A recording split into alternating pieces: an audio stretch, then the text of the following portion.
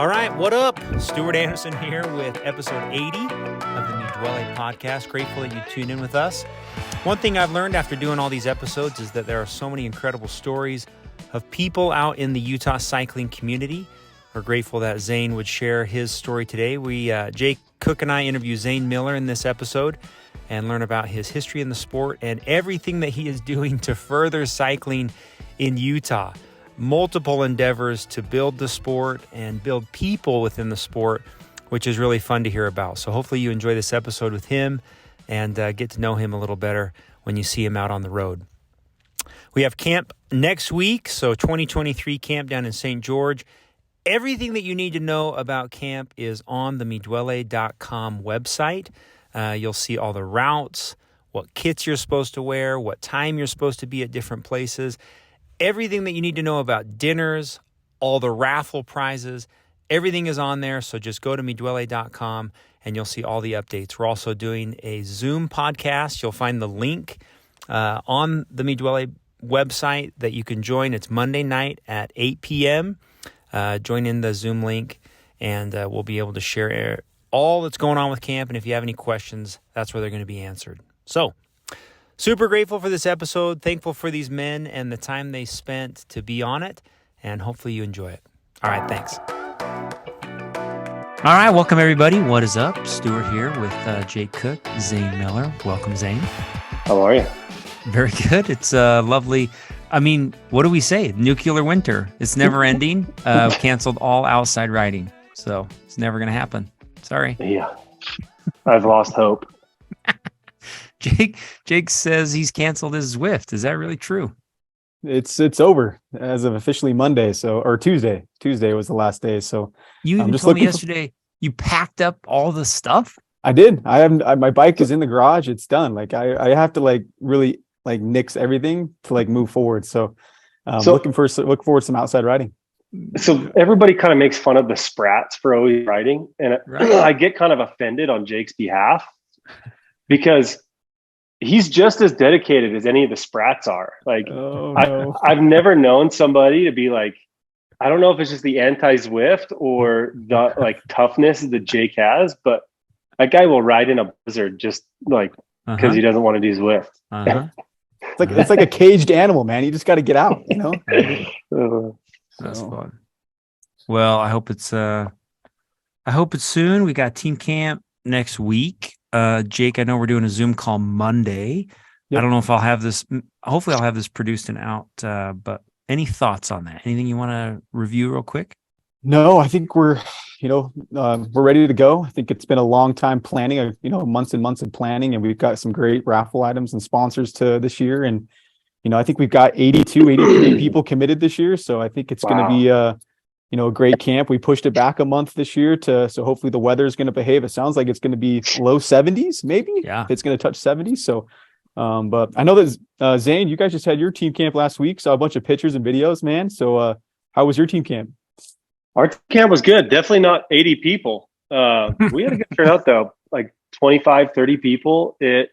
We kind of got the tail end of these storms we saw on our Thursday ride, and we're still in shorts, but up in the higher areas, there was a little bit of snow, a little wet, and then we went to Mesquite on Friday and rode Valley of Fire, and it was awesome. That's a cool tradition. That's a cool tradition. Yeah, that is cool. Yeah, it's super fun. And then we rode St. George Saturday, Sunday, and lucked out with killer weather, but it should be perfect for you guys. Yeah. Well, it looked awesome, man. The videos and pictures, and just cool to get out of the cold and go to somewhere warm, stretch the legs a little bit. Absolutely. I'd like to say we were really inspired, Jake, to plan this mid-April, but we've been lucky. But now we got some news of Kolob maybe might have some issues. So some road damage. We'll look into it. Yep. So all good. Very good. I'll do a short introduction here to Zane, and then I got a few key. I want to talk about first memories. Although you guys go back to high school. So it's really not that, it's not really the same. I got to hear about your current setups and most excited for 2023. So, all right. So Zane's good friend Jeremy wrote this, and very well done. I was really grateful that he spent Like he did a really good job. Like this is what I would want my friends to say about me. Like this is really well done. It was really well done. I don't Really want to well hype it done. up here. Okay, here we go. All right, born Zane Miller. Born February 15th, grew up in the Salt Lake Valley. From a young age, he grew up following in the footsteps of his dad. From car dealerships to building an arena and a basketball team to showing up and loving his community. He's always strived to make his life and the lives of people around him better. His parents have played a huge role in his life and have shaped the person he is today. He loves Utah and has always made the most of everything it has to offer. He grew up loving snowboarding, playing basketball, working on cars, and in the last few years, developing a love and passion for cycling. He spends most of his time being an awesome partner and dad to a whopping 8 kids, ranging from ages 13 down to 2 months. He is great with chaos, a quick thinker, loyal and selfless in life and on the bike, and one of the most resilient people I know. He's got an insane amount of grit, all things that make him an incredible cyclist. Anyone who's ever competed with or against Zane knows he's determined and always wants to compete and win. At times, this means he crosses the finish line first, but many times it comes in bringing out the best in his teammates. When his family took over a tour of Utah, one of Zane's uncles started LHM cycling. I did not know that. I didn't know that's how it started. The team would ride around the valley and eventually started riding Lodija. When Zane got involved and started managing the team, it was a small group. The first couple of years were pretty difficult to get the team where it is now. He worked tirelessly in coordinating group rides and fondos, and the next couple of years were focused on adding new teammates, securing sponsors, and getting the LHM team name well known. The last 2 seasons have been a culmination of the heart and soul that Zane and countless others have put into the team. The team's roughly 80 members. LHMCC has riders specializing in crit, gravel, fondo, weekend warriors with so many different levels of talent and focus. His goal for LHMCC is to have the team for all types of riders and competition levels. He's built a team that's friendly on the road, helps others in need, and wants to tear the legs off everyone they race. With his recent role in the Utah Cycling Association Board, which we'll talk about, the sport of cycling in Utah is in good hands. Dude, what? So this good. guy, that is good. He didn't ask you to write it, did he? Did he actually write it himself?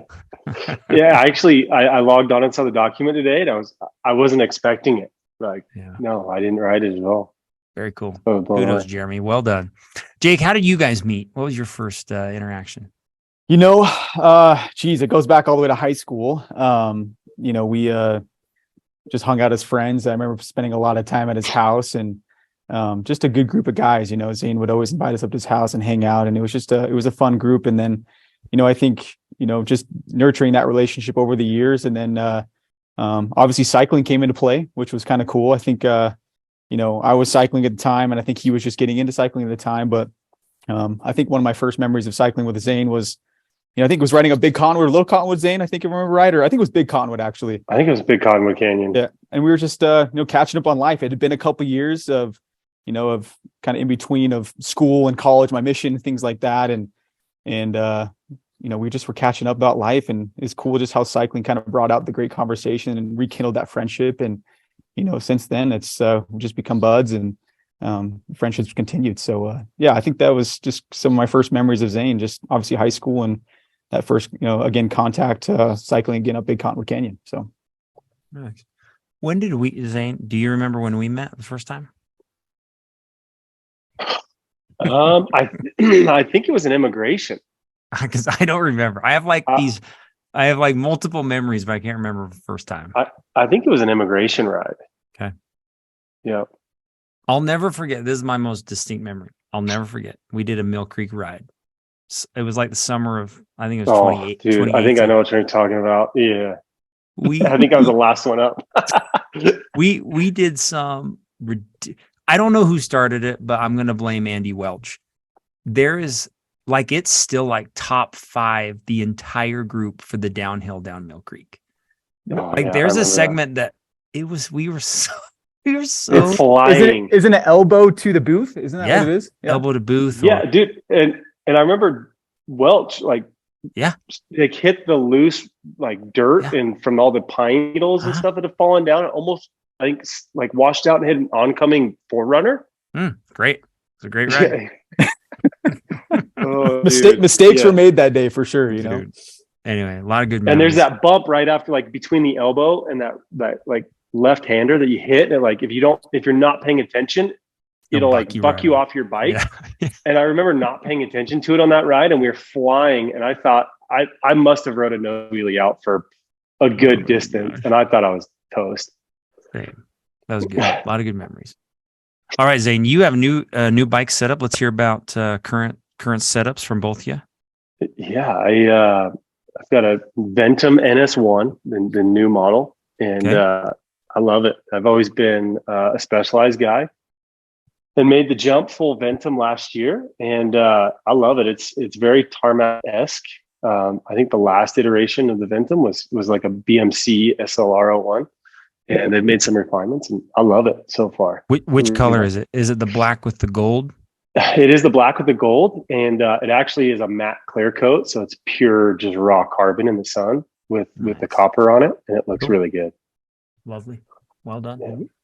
Jake, what you riding?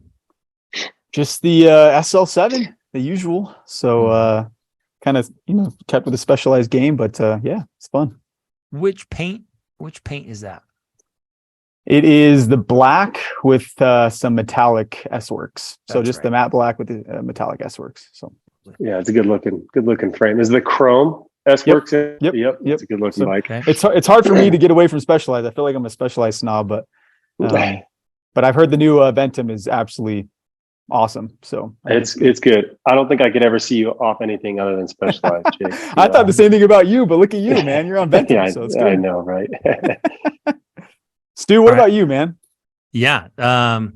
So if you didn't know, there's a lot of bikes at my house. With having a wife that rides just as serious as I do, and then I've got a high schooler who rides on the mountain bike team, and then a 9-year-old who wants to follow us everywhere. So in the last year, we have put 8. We're just like constantly putting new bikes. Yeah, I just upgraded to the new Ventum GS1 on my gravel, which is cool. It's like that Moab color. Yep. So me and Chip have those matching new GS1s, and then SL7 black, brand new. For me, brand new. It's a used bike, but it's black SL7. But I just love the shiny paint. I don't know if I'll ever go back to like a matte paint. I love it when it shines. Cool. So yeah. Yeah, there's something about a shiny bike. All the Ventums come in matte, and I just want a gloss Ventum. I'm a little loyal to them right now. They've been, a great sponsor of our team, and so I'm on one of those. But yeah, just a good glossy bike. Yeah, you can't replace that look. Guys, this is a good conversation starter if you're with somebody. What are you most excited for right now, Jake? About 2023? Whatever. I don't care. Bikes, work, family. What are you most excited for?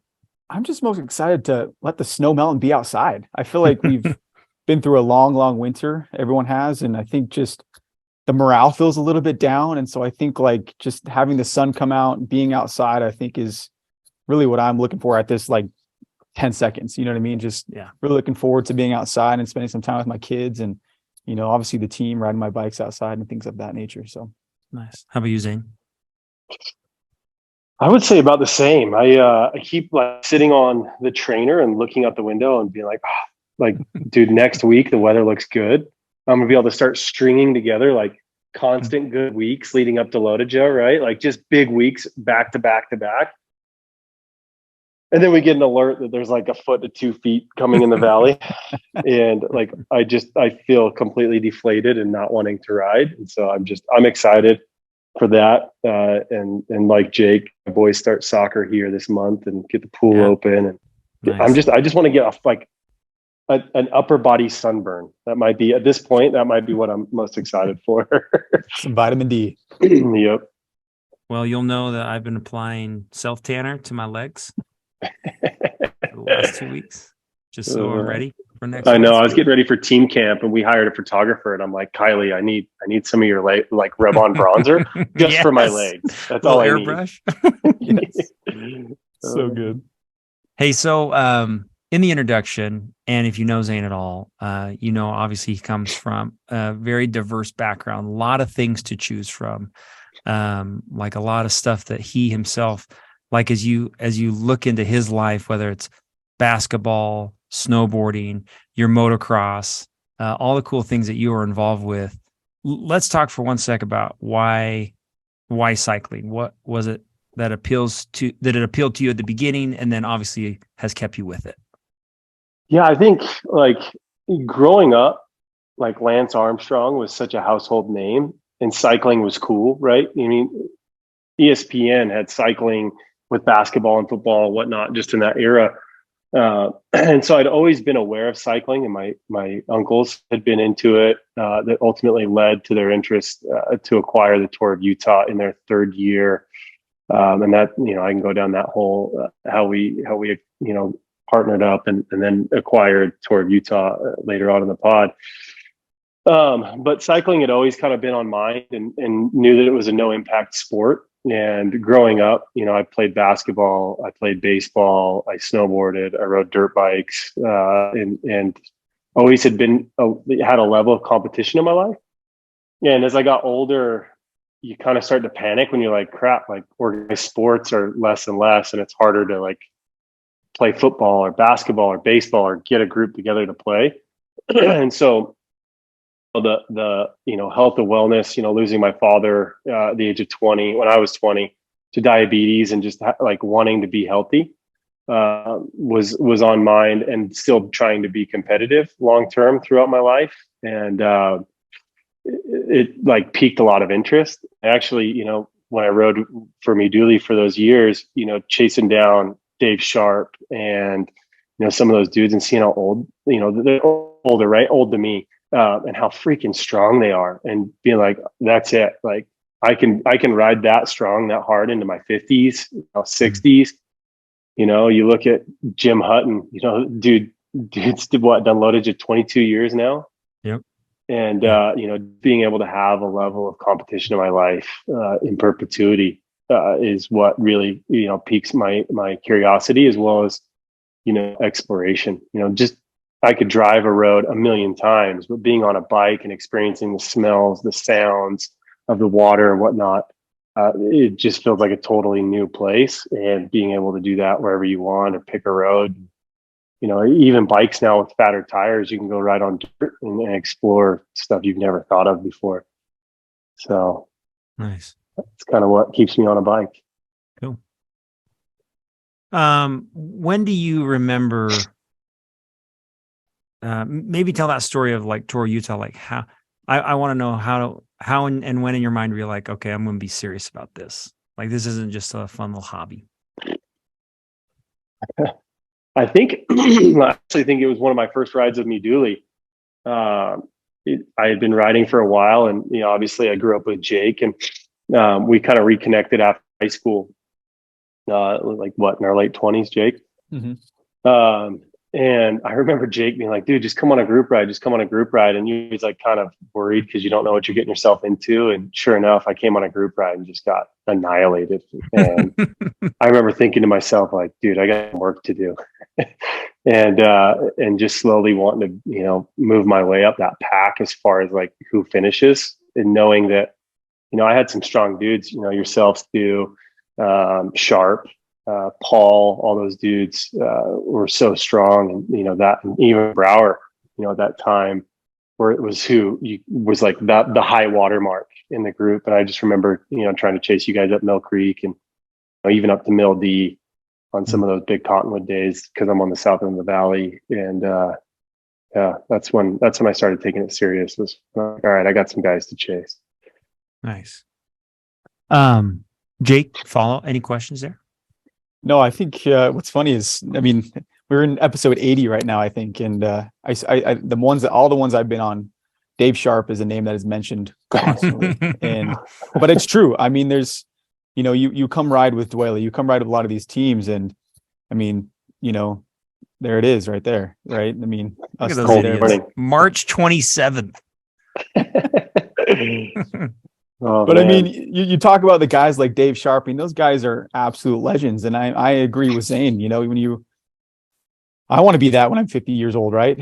Going up and keeping my body in shape, staying fit, and trying to hang with the young guns. But I think, again, it's all about creating good health in your life and creating a good balance. And I think cycling, does that for us, each of us. And, I think Zane's done a really, really good job at, first enter. It's fun to see him first entering the sport to where he is now, where he's taken his body, and, the team and all that stuff has been really fabulous to watch and special to watch. So, yeah.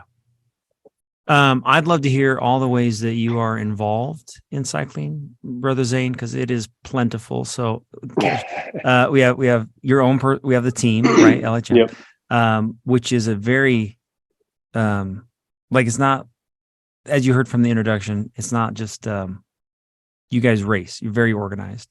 The Empire team, I want to hear about you're on the new board, and then I didn't know about the other team. I'll leave you. Is it the Velo team? What do I? CS Velo? Yeah, yep. CS Velo. CS Velo. Okay, can you talk about each of them? Can you talk about all of it? Absolutely. Okay. I'll kind of start with our team, and sorry if I bore any of the listeners with it. And maybe this is where I kind of talk about the Tour of Utah a little bit. So if I steal some thunder for, some questions later on, I apologize. So my Larry and Gail raised me since a baby. So my uncles, technically, I look at them as my brothers. I call them my bruncles. So if I refer to them in this episode and I confuse people, I apologize. But Greg was really into cycling. He's the oldest of Larry and Gail's kids, and eventually was the CEO of the company for 7 years. Two of those were when my dad was still around before he passed away from type 2 diabetes. And he was running the Toyota store, I would say mid 90s, maybe late 90s. And I can't remember the guy, I apologize, but he started the Tour of Utah. It was, it was considered a professional event. You had guys like Dave Harward racing in it. And I believe at the time it was a 1-day event, was its first year. And then it turned into a 2-day. And Greg had sponsored at the tour at the Toyota level to help that happen. And, got involved in it a little bit throughout those years, and got more and more involved, and just got to know what was at risk from the founder, financially. And so, we kind of said, let's kind of put that at bay. What do you need to put on the event? And we ended up just acquiring it a couple of years after inception.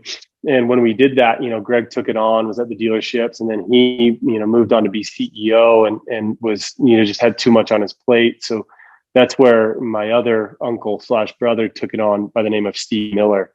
And he ran it for a couple of years, and then we applied for our UCI license.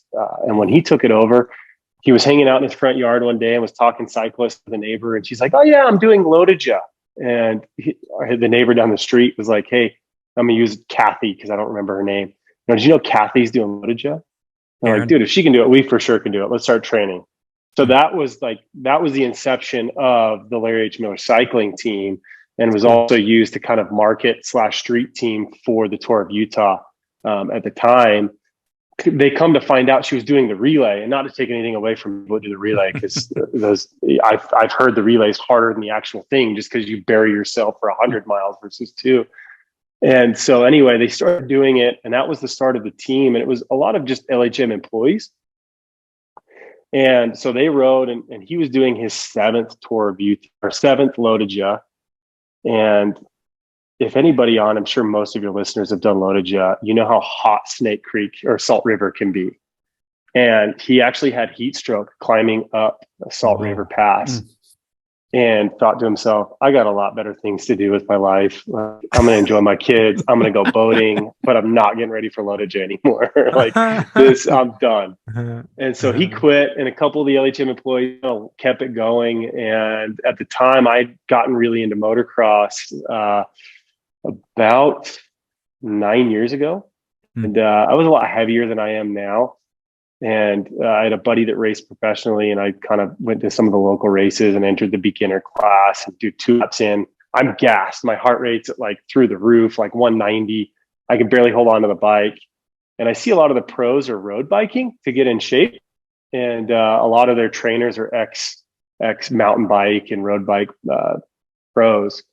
And so I'm like, oh, there's something to that. And did first Fondo was the front runner century from Salt Lake to Ogden.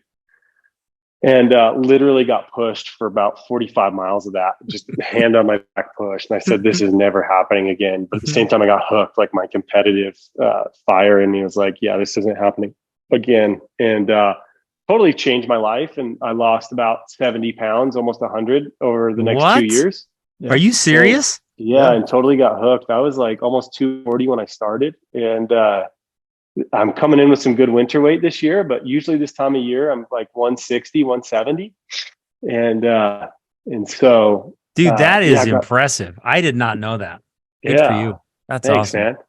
And at that time I was kind of looking for a club or people to ride with. And I didn't know what I didn't know. And the LHM team was just kind of a bunch of older guys and that worked for the company that were my Brunkle's friends. And so I kind of left that there. And I actually joined you guys shortly after that. You know, Jake was like, hey dude, come on some rides. And, you know, you guys were incredible, you know, seeing you, Stu and Brower and Chipping and everybody, and like where the standard was and who I needed to chase. And you guys like literally welcomed me with open arms. Like, I think I rode most of the first year without a kit. You know, Jake would just text me and be like, dude, you got to join, just come on these rides, but we got to get you on the team. And then eventually join the group. Me, I think I rode with you guys for about 2 years. And I really learned like what it was to have more than a cycling group. You know, you guys have been around 38 years now. Mm-hmm. Yep. And to just see a group that's been around that long. You guys, the oldest club, cycling club team in the state, and probably even the Western United States. And, you know, just how efficient they ran, how communication ran, you know, how camaraderie ran. I remember getting in a bad bicycle accident and I had guys on the team like reaching out to me that I didn't even know. Right. And that meant a lot to me. And so, you know, I told you, Stu, I was going to kind of give you guys some kudos on some stuff that I had been taken, right. When there was an opportunity to take on LHM cycling, you know, and take that somewhere. I'd taken, you know, a lot of your guys' structure and stuff and started LHM cycling. And really it was Jeremy, myself, and Parker Smith had really just kind of the renaissance of the LHM team. And I remember just kind of getting itched to want to race a little bit. And so we had talked about like, oh, dude, we're going to do these rides and we're going to tow each other into the line. And, you know, not knowing what we also didn't know. And getting Dave Harward, I started having him coach me at that point. And we were going into the COVID year, the COVID winter. Launch pad for the renaissance of the team. And we call it the Flying L. It looks like the Pac-Man, like there's an M in it and an L, the old Larry H. Miller logo. And I remember looking at that, and it was right before we ended up selling the Jazz and the dealerships. And we went through a rebrand after we sold the dealerships, but I kind of wanted to go through a rebrand with LHM cycling and get away from the corporate feel. And that's where we've got like the square with the LHM, the line through it, the CC for cycling club. And I remember I've always grown up around basketball, hip hop, snowboarding and whatnot. And, you know, at the time Legion was emerging. And I'm like, hey, like these guys got it figured out as far as marketing goes. And I really wanted to recreate LHM cycling as far as a marketing thing goes. But I wanted to kind of be able to cater to like the NICA kid that's getting out of high school and doesn't have anywhere to like really go. But also, you know, get your older demographic of guys that just want to, you know, do no drop group rides and how we balance that. And we've actually, I feel like we've built a pretty strong race team out of that. And some of the kids are good enough to go to the national level. And so I would love to make a UCI or even like a Pro Conti team.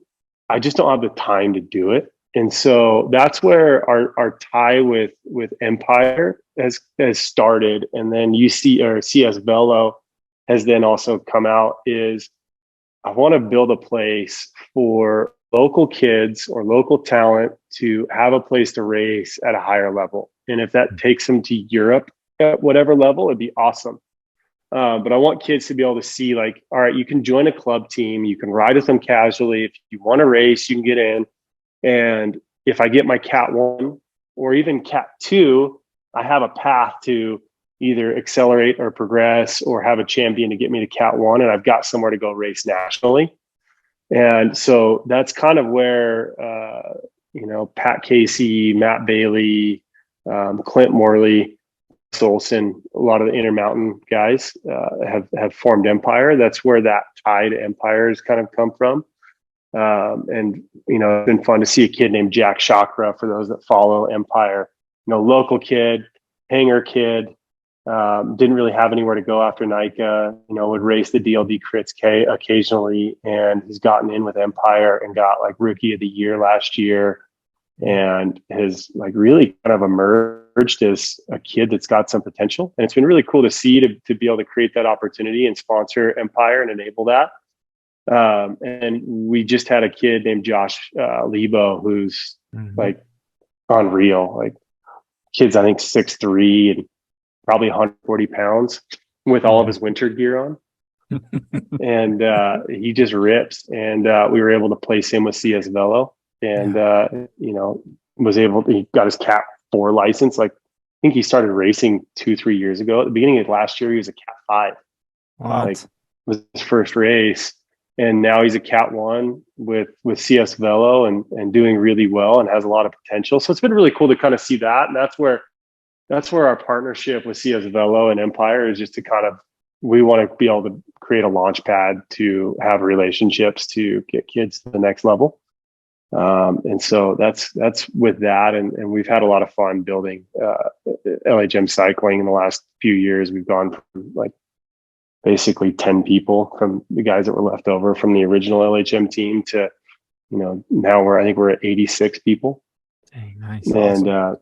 We've got a lot of strong women and on the team, and hope to grow our women's team and whatnot. But at the end of the day, I think we're known as a race team, but at the end of the day, we're a club team with racers, and the club's what facilitates all the opportunity that is opened up for the racers.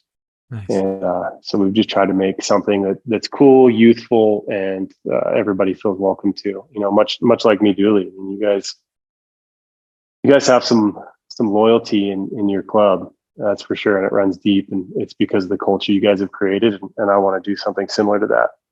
Yeah, nice. That's awesome, dude. What a journey. What can talk before we have an additional question? Can you talk about how you got? I don't say roped in. Get roped into the being on that board. Yeah, no, it's I think for the first time, since I would say Lance Armstrong's pinnacle, I feel like we have more people on bikes than we've ever had, just because of COVID. People wanting to get outside. They're more aware of hiking, running, biking, road biking, mountain biking, whatever. I mean, just go up the trails. If you haven't been since 2018, 19, you'd be blown away at how much more traffic's up there, because we realize what we have.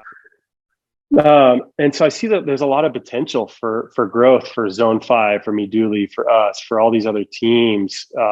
And I want to create an opportunity, whether there's, group rides, there's, structure with the shops, or there's synergy with the shops and the clubs and whatnot. And I felt like I could kind of help facilitate that with being on the Utah Cycling Association, and also with the community relations my family's built up, and being in business for 44 years now, being able to leverage some of those and help grow the sport for not just LHM cycling, but just for everybody in general, and try and make it a little bit better than what I found it at.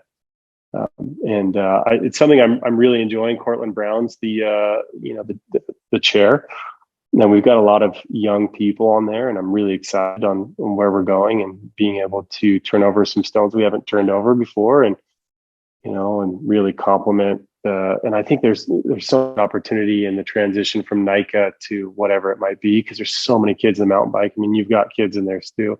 You've been to those events. You see how many kids are on bikes, and how can we kind of help foster that bridge into it, and find homes for some of these kids to continue to ride bikes. Nice. It's a great model. Big kudos. I don't know if you remember this line that Jeremy wrote, where he said that Zane's always strived to make his life and the lives of the people around him better. Huge kudos to you, as obviously in all the things that you just described that you are doing. It doesn't really, as I know, why do you do any of this stuff where you build these teams, to help spread this incredible sport to others and what it does for me, my family, my kids. And I think I see the same in you, like why we want to share it and build it and grow it. As you were talking, I remembered, I don't know if you remember this, you've got to remember this. We're riding back from East Canyon and my SRAM Red mechanical just freaking takes a dump. Like it just exploded. Do you remember this? I do. Like some big group ride. And I'm sure every single person listening has one of these stories, but I'm like, yeah, SRAM Red, it's over, it's done. And you were like, hey, I've got one in my garage. And I was like, oh, okay. Yeah, sure you do. Whatever. Dude, that afternoon you brought it over and didn't ask anything from me. And I know that Jake probably has a story like that, and everybody that associates with you has a story like that of your willingness to give, your willingness to just be a giver. And I know that's one of your mottos. I've heard you say it many times with how much you've been given, that you're always willing to share. So, dude, big kudos. Well done. Way to grow something good. Yeah. Yeah. I remember that. And now that you say it, it brings back, like, I remember like probably walk you through it step by step and even on the ride. And then, I think you ended up coming and getting it from my house. And you're like, dude, are you sure? Oh, I did. Like, I did. Bro, dude, seriously, you don't want this back? Are you? Yeah. Don't you remember on the backside of East Canyon, I was doing like 130 RPM. Yeah. Was it your Cannondale? Yeah. It was not the Super 6. It was, you had the Super 6 after that. What was it? It was they call it just the Evo.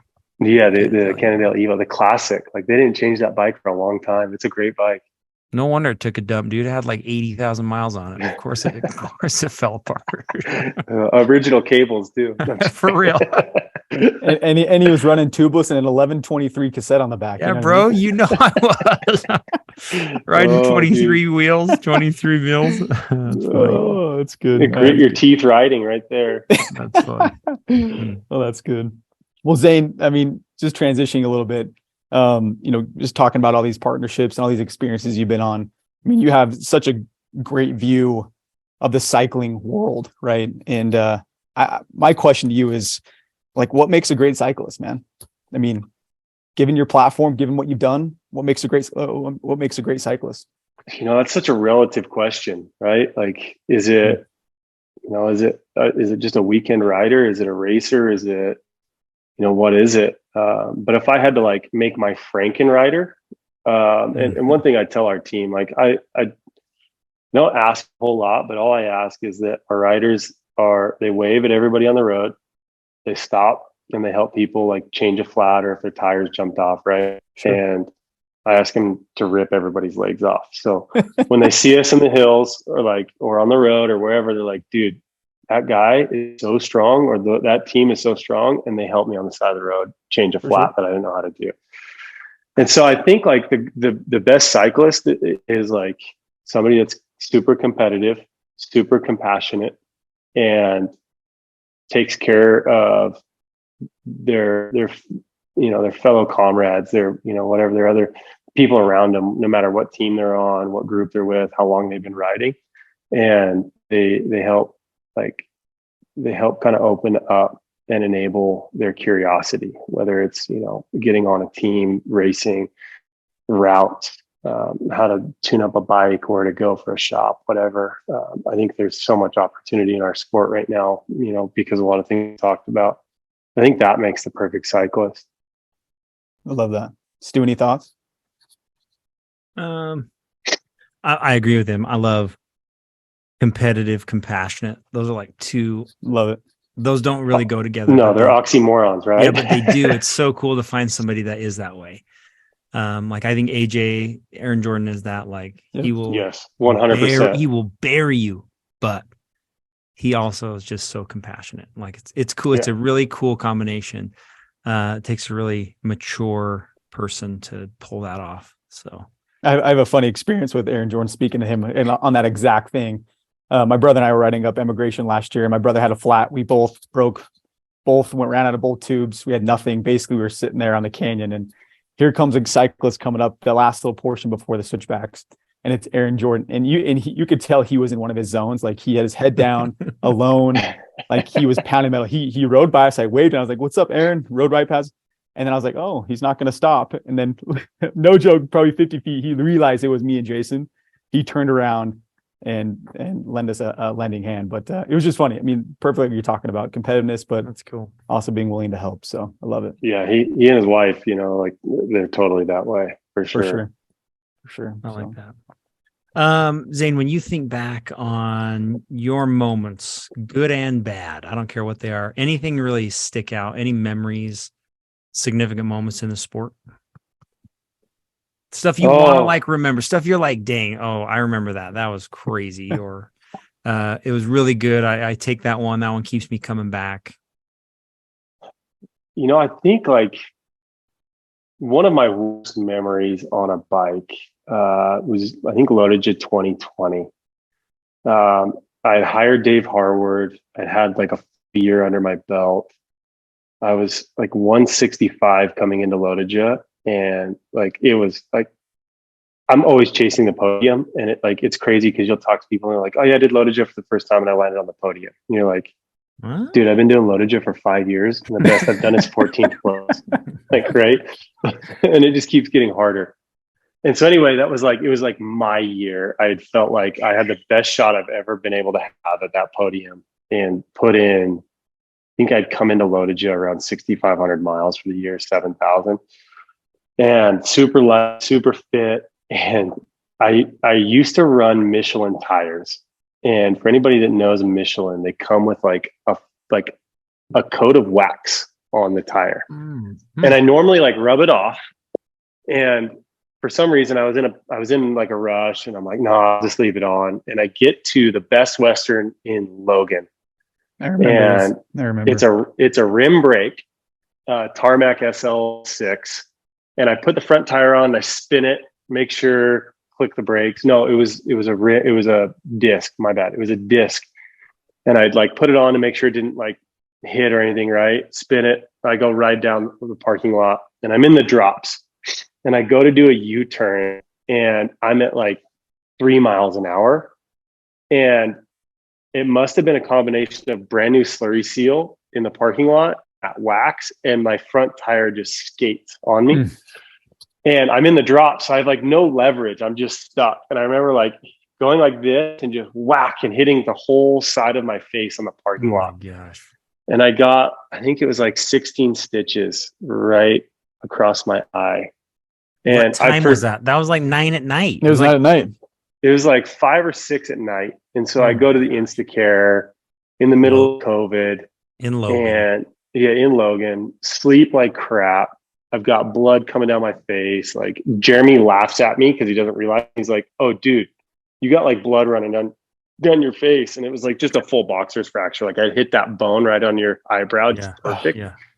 Just filleted open. But I remember kind of like blacking out really quick. So I think I probably got a concussion, didn't have a helmet on, total doofus move, sleep like crap, go to bed. And I think we were like the second or third group out. So it was super early in the morning. I probably had 3 hours of sleep.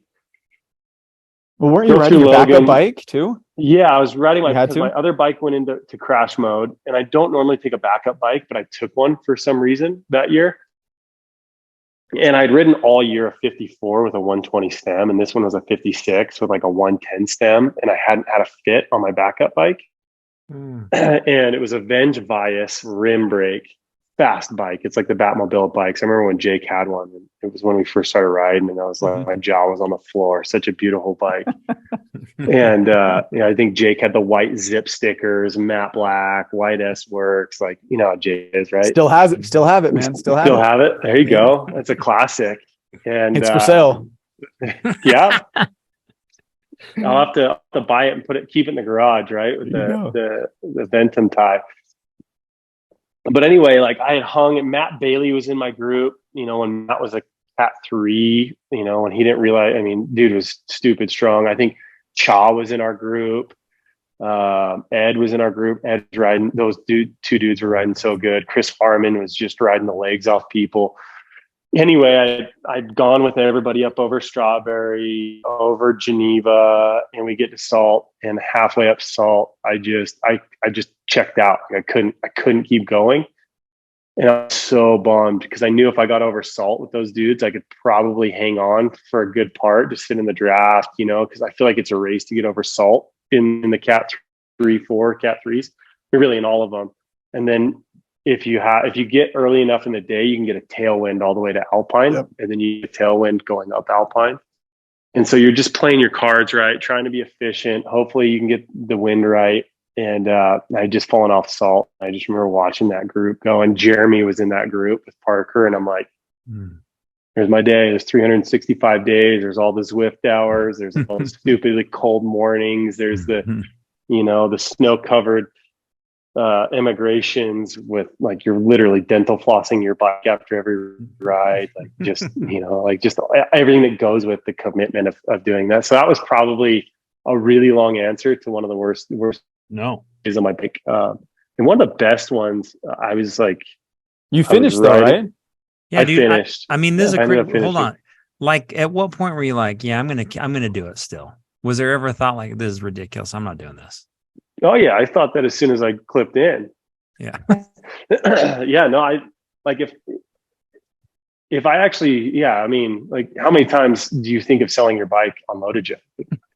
It's at least like once every 5 minutes, right? You're like, dude, I'm going home and I'm listening on KSL. Like, I'm going to start taking selfies right now of all the good angles of the bike, but I'm ready to go as soon as I get into Jackson because I'm not wasting any time selling. Just have the draft ready to push this. Yeah, right. Like, you might even wait for Salt River photo guy to send you the photos, so you got some good angles of it, so it looks even better on KSL. And so I ended up I've started Lotajet 5 times, finished it 5 times, and every year I'm like, just put me in the back of a truck, I'm over it, like I don't want to do it anymore. I mean, terrible memory, but very cool. Like in reality, I mean, it's the same as Jake's. Like last year, Jake, or 2 years ago, just hated it, and then like looking back, you're like, pretty incredible story if you're being honest. So. People keep signing up for it. I mean, that's the thing. They hate it, and then no joke, a week after, you're like, oh yeah, next year for sure, I'm in. You're like, the day after, you're like, dude, that was the dumbest thing I've ever done. And then that Monday, you're like, sweet, 364 more days. The hockey tryouts. If I would have just hung on Salt River, if I would have just hockey tryouts. I'm gonna sit in my hot tub in like 40 years and be like, if I'd have just held on at Salt. Oh man, but you were rolling into a better memory. We got to hear that.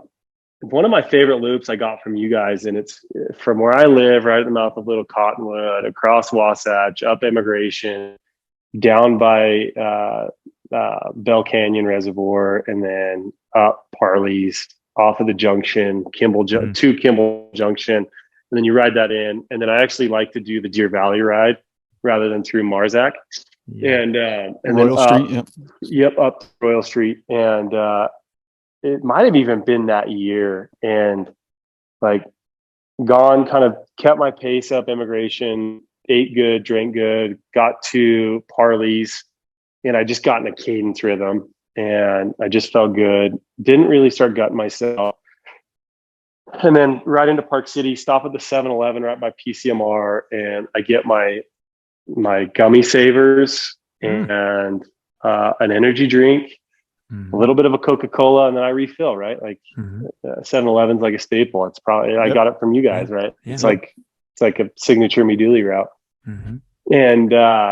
And so I remember kind of getting up, and it was right at the turnoff from Marzac where you start to go, you start the switchbacks to kind of like go up into, and I can't remember the name, but it's at the top of Marzac. It might even be Upper Marzac, right? And it was a warmer day, and I had my base layer on. I unzip, and you just feel like it's one of those days where you feel like you have a tailwind, even though you're going uphill. You get your unzipped, and I just got into a cadence and a rhythm, and I felt like it was probably my best time I've ever ridden up that. And I just rode it all the way to the top of Guardsman's, and I was just in the low state. I felt awesome, and my legs never got pumped. And I love it. Fun. Real question is, did you put headphones in at 7-Eleven? You know what? I wish I would have, because thinking about it, I don't normally ride with headphones because I'm so afraid of like not being able to hear traffic. But that would have been a total like perfect, like That's how you Michael, know. like it would have Yeah. been a perfect Space Jam soundtrack moment, right? Like just put those in. I always know Space Jam, the good one. I always know it's a serious day when we do that loop with any Duole, but especially Stu. When I see some that headphone cord sneaking out of his pocket, I'm like, That's Sev. I know it means business. And we after that Sev stop, you know what I mean? So yeah. I'm like, listen, No, I'm I not remember gonna doing that first time with you guys and just getting dropped. And I think Jake and Stu kept still taking get turns dropped. like babysitting me up through the total kick to the junk, like the 20% grade it feels like right there. That's fun. it's Good definitely memories. one of my favorite loops too, Zane. So, but Yeah, it's a good one. anyways, dude, kudos to you on that story though, man. I've just been sitting you sharing that story. I was thinking often about my story back in 2021 when I crashed and, you know, had that moment of like, do I need to finish and or should I finish? And so mad kudos to you, man, for finishing that year. I mean, I remember pulling up in that, I think, so you remember too, pulling up into the Best Western and everyone's like, oh, Zane crashed. And I think I immediately texted you. We're trying to figure out details, but let me see if I got kudos to you. Thanks, dude. And it's the same for you, dude. I mean, it's a long day to like go, especially on the bike, right? Like I had some time to like come down from the shock. And while you're on the bike, right? Like you've got to eat goos, you got to like, get the sugar in to compensate for the adrenaline rush, like crash that you have. So kudos to you too, Cook. I'm just trying to find the photo of my face so anybody that's watching this can chuckle about my story. It was quite funny. But looking back on it, not funny at the time. Although Osler, I guess, was laughing at you. Oh, Osler was chuckling. Let's see. I'm almost there. Go for the next question, and I'll keep answering. So, so Zane, I guess we're just continue on here. What do you? Oh, let's see it. Oh boy, my gosh, bro, that is brutal. That looked like you're going. That looks like you were going freaking 40 miles an hour. Oh, dude, like just fully filleted open. It was a good time. I cannot believe you didn't just drive. I would have driven home. I would have immediately driven home. And that's right there, like shortly after I got dropped.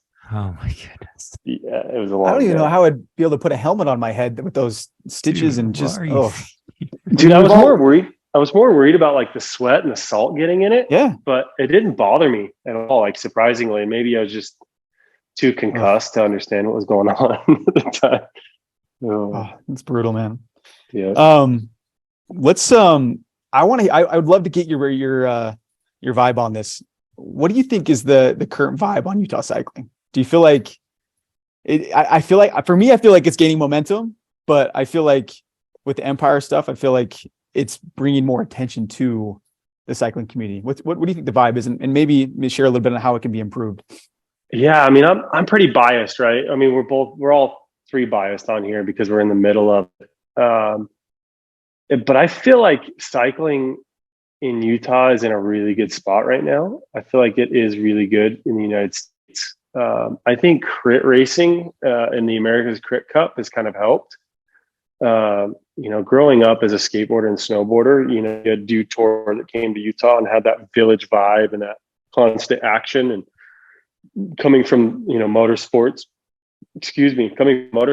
I think crit's the closest thing to that action sports feel and the motorsports because you just get to see them every single lap. So I think that's what's helped Empire, right? Because they're part of that. And then it's a national, and you've got teams like Legion, and even their secondary team, the Miami Blazers, and then they even have a third team, but they're racing in a different series. Excuse me. I think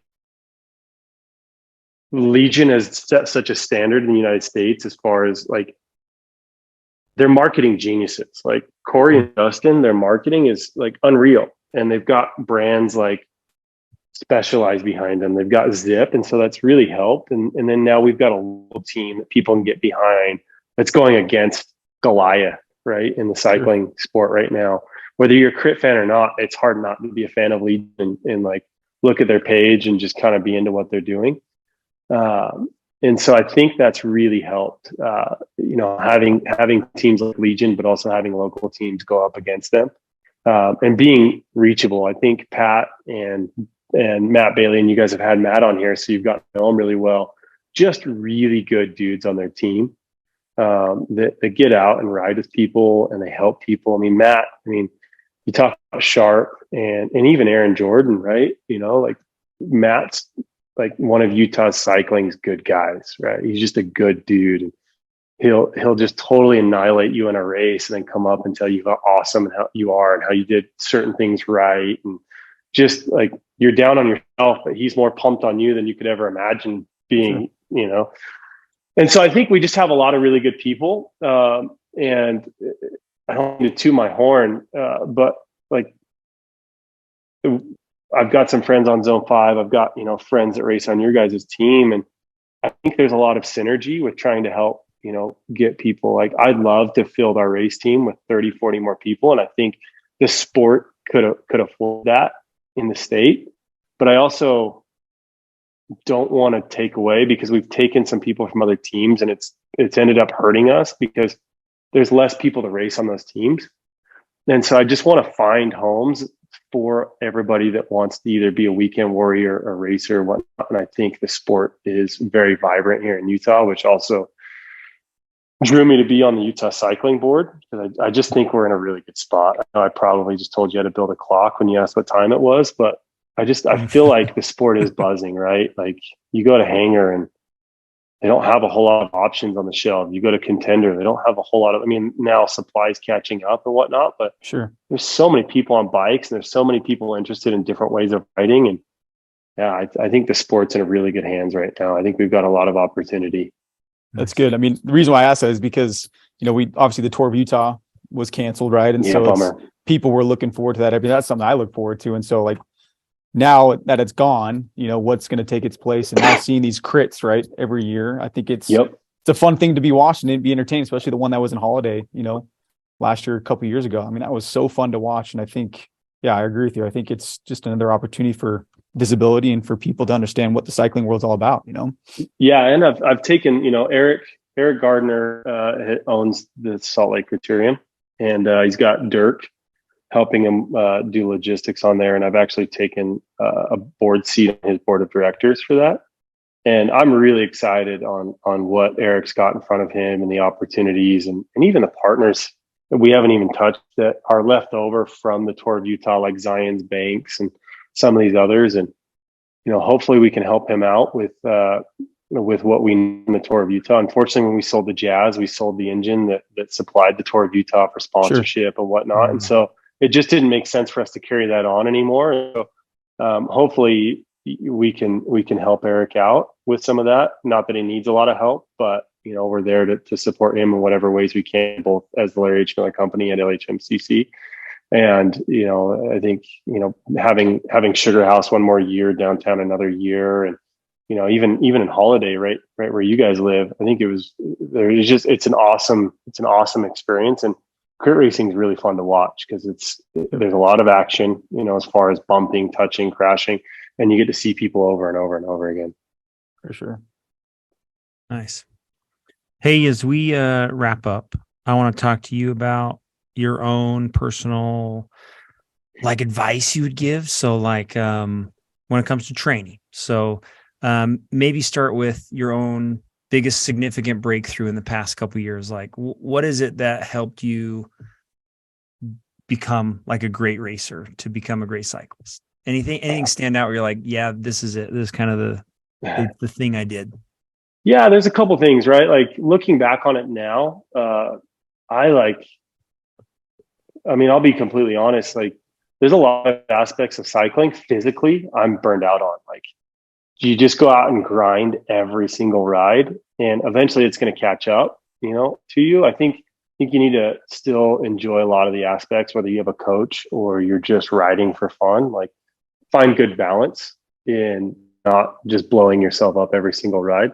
So that's one thing I would give for advice and a breakthrough for myself. And the other one, to your racing comment, like I love the DLD. A lot of people think it's dangerous, and I've been on group rides where I've been a lot more scared for my safety than I have ever in a crit race. And I think learn how to be efficient on a bike, both every day with training, but like with racing, I've won crit races, and it's not been a ton. I'll be completely honest, but I've won crit races with like a 30-40 watt average less than the guy that got second place to me, just because I've learned how to not surge, learned how to read the wind, how to read other people, and how they, how to draft them, or when to use the power that I've worked to build. But I think that's also, true, whether it's, 203 miles of loadage or 45 minute race. You just kind of learn how to be efficient at other people's expenses when you're in a race. Yeah. Very good. And then along with that, is there anything, I mean, I know you have a new baby, but are you looking at big goals for this year? Do you have like big stuff planned, or are you just like, hey man, whatever I can get to, that's what I'll do? I can't say, because then Zone 5 and some of your racers will try and take it from me. No, I'm a bigger frame, and bigger frames don't like to go up hills too fast. And so excuse me, I'm going to stick to like the crit and road racing a little bit. I'd love to get, state championship in crit and the state championship in road. Looking at West Mountain for the road race championship this year is going to be a super fun course. Troy Huebner's putting that one on. And the wind can be a huge impact on that, but I'd love to get the state championship there. And then I always feel like there's unfinished business at Lodija, even though I wonder what the heck I'm doing every single year I enter that thing. But every year, to your guys' point, I feel like, if you're playing your buddy one-on-one, you lose. It's like check ball. We got to run that back. Yeah. Like I'm not losing. And so I always feel like there's unfinished business at Lodija. So I would say the two that I'm really focusing on are West Mountain and Lodija again this year. Cool. That's awesome. What group do you race, Lodija? Will you be Cat 3 again? Yeah, I'll be Cat 3 again. Cat 3. Okay. Yeah. I don't have time to be a Cat 2, so I'm going to stay Cat 3 as long as I can. That is intense. That is so much. I barely take time to be a Cat 3, that's for sure. Man. Jake, any follow up there with what you want to hear about? Any advice, or I don't know, any?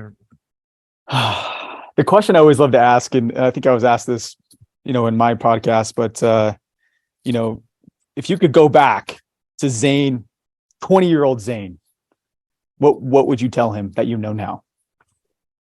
Oh, I think this is just a lot of advice. I would just say don't hurry. Like, just enjoy the moment and realize that stuff isn't formed overnight. I love it. It's perfect. Nice. Did we miss anything? Is there anything you were dying to say, Zane? Oh, I know you can edit this out if you want. I know that every time we line up, there's always kind of you guys are out to get us, we're out to get you, we're out to get Zone 5, Zone 5 is out to get us, right? And I always like to think that we race against each other, but we ride with. And I know this is your guys' podcast. I'm honored that you guys had asked me to be on it, and I appreciate it. But I also appreciate you guys, you guys as a group and individuals kind of setting the standard in Utah cycling for many to follow, and also many to call home. And I really appreciate what you guys have done, the labor of love you all have done. I know you all have families. I know Jake personally very well, and know that Jake's gone through a lot of different things in his life. And I just appreciate the commitment you guys have to keeping your home lives at balance and building a structure there to support you guys on the bikes to be able to do what you've done. And honestly, if it wasn't for you two, I probably wouldn't have ever created LHM Cycling. I definitely wouldn't have ridden for me, Duole, for a couple of years. And you guys have always welcomed me with open arms. And when we've run into each other on the road, or at a restaurant or anything like that, you've always given me a high five and a hug. Like we've never, lost a beat. So I appreciate everything you guys do for the sport and the good guys you've got in the group. Dang, man. Thanks so much. That was really kind of you, man. Thank you. Appreciate it. And I'll never forget seeing Elder Uchtdorf in the restaurant down underneath the Delta Center when you took me to an incredible jazz game. Those are some good times. We need to make them happen again, even though the experience is different for us. That was so fun. You're always so generous, Zane, which is one thing I say whenever I reference you is how much you're willing to give, dude. And you can see it, whether it's 100%. your family, your family, your team, your personal time. So kudos to you for setting that example for us to watch. So thank you. Appreciate it. You guys are awesome. All right, Love you, guys. Zane. Let's All do right. it. Love you too, Now dudes. what? Going to St. George. Let's go. Let's go. Ride safe, dude. Just have fun. Melt the snow, right? All right, Absolutely. boys. Okay. Thanks. Thanks, See you Zane. guys. Love you, man.